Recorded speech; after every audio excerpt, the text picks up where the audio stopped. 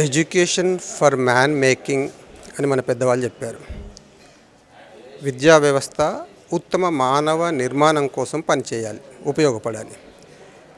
ఇంతకాలం స్వాతంత్రం వచ్చిన తర్వాత 70 సంవత్సరాల కాలంలో భారతీయ విద్యా విధానం ఎటువంటి భారతీయులని ప్రొడ్యూస్ చేసిందో ఒక్కసారి మనం అవలోకన చేసుకుంటే మనకు విద్యా వ్యవస్థ ఏ స్థాయిలో ఉందో అర్థమవుతుంది. ఇక్కడ చదువుకున్న తర్వాత ఒక బీటెక్ చేసిన తర్వాతనో, ఒక పిహెచ్డి చేసిన తర్వాతనో, ఉన్నత విద్యలో స్థిరపడిన తర్వాత, ఉన్నత ఉద్యోగంలో స్థిరపడిన తర్వాత వీళ్ళు భారతీయులుగా ఉండగలిగారా? భారతదేశానికి వారి వల్ల ఏదైనా ఉన్నతి కలిగిందా? భారతదేశం యొక్క ప్రతిష్ట దిగజారిందా? అనే 3 అంశాలను కనుక మనం పరిశీలిస్తే భారతీయుల వల్ల భారతదేశ ప్రతిష్ట పెరగడం లేదు అనే విషయం అర్థమవుతుంది. దానికి కారణం భారతీయ విద్యా విధానంలో భారతీయులలో భారతదేశం పట్ల ఒక ప్రతిష్టాత్మకమైన ఆలోచన విధానాన్ని మనం వాళ్ళను నింపలేకపోయాం. భారతీయులు భారతదేశాన్ని విమర్శించడం ఒక ఫ్యాషన్గా మారిపోయింది.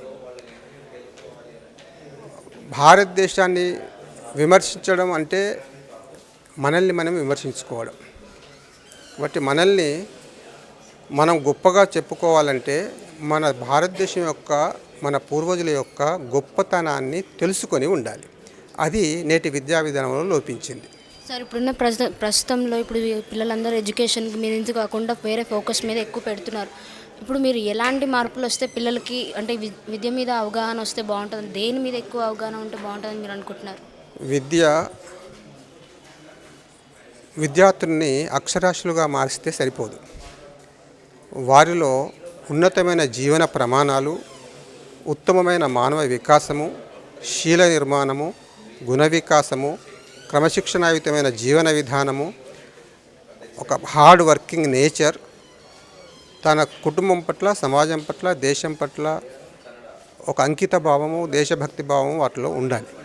అలాంటప్పుడు అదేవిధంగా తన జీవితంలో తన కాళ్ళ మీద నిలబడి ఏ పనైనా చేసి బతకగలిగే ఒక నేచర్ని విద్యా విధానం డెవలప్ చేయాలి. ఏ పనైనా